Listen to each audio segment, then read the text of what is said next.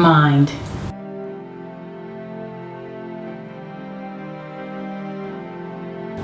The key.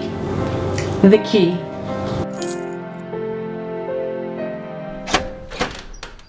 Happiness is not this mystical thing that we have no control over. And it's more than just attitude.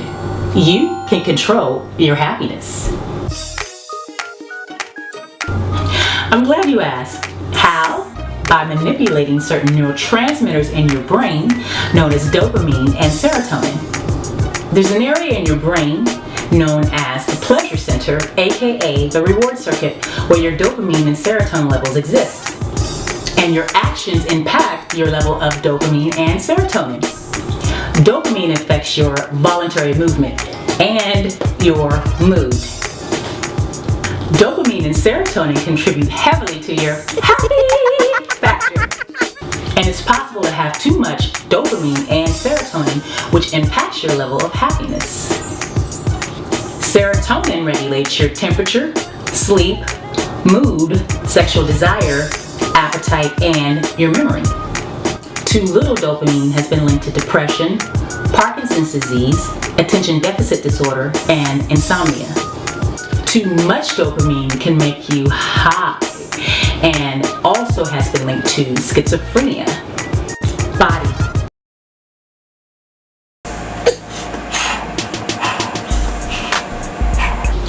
Exercise is good for more than just muscles, you know. You ever wonder why you feel so good after you exercise?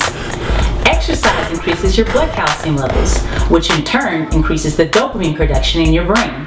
And your dopamine fights depression.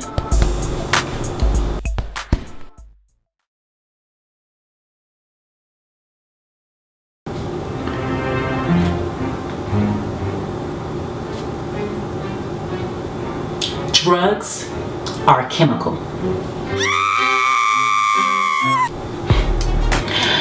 Drugs manipulate the way your naturally occurring happy hormones function. Did you ever wonder why people that are on drugs are so happy? It's because drugs mimic the happy chemical. Drugs release an abnormal amount of nerve impulses, which in turn causes that heightened sense of pleasure. Once the high wears off, so does the euphoria. Hence the reason why we have addicts. An addict is constantly chasing that happy, euphoric feeling that the drug gives them. Drugs aren't the only thing that can make you high. Caffeine can have the same effect. It increases your dopamine levels too. Hence the reason why a lot of diet pills, energy drinks, and mood-enhancing products have huge levels of caffeine. Hence the reason why you feel super energized after you take a bunch of caffeine. Love. Whether it's romantic love or non-romantic love, love causes your dopamine levels to soar.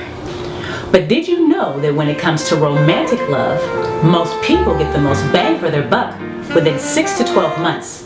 This is where their levels of dopamine reaches its highest heights. Why? Because new is affiliated with exciting, and common is affiliated with boring. So how does one keep an old relationship new and exciting? By doing new and exciting things. Duh. Music.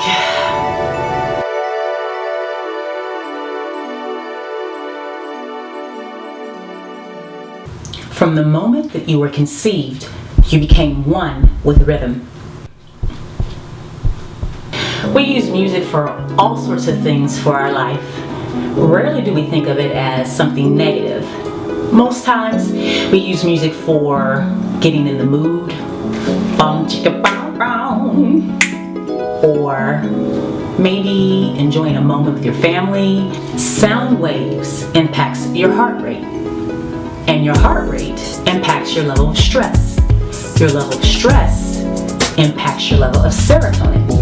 Extremely loud music and heavily repeating musical patterns, as well as music that's not harmonic, have all been linked to anger, aggression, behavioral issues, and hyperactivity. I know what you're thinking, but why? It causes a disruption of symmetry between the left side and the right side of your brain. Music is so powerful that governments have used music as a psychological tool to drive their captives nuts. Sex. 6 and 9. Oh, now you're listening. Let's talk about sex, baby. Let's talk about sex, baby. Sex also increases your level of dopamine. You ever wonder why some people fall in love after great sex? Oh, yeah. Well, because their dopamine levels are increased. In short, hot monkey sex increases your happiness. Happy feelings.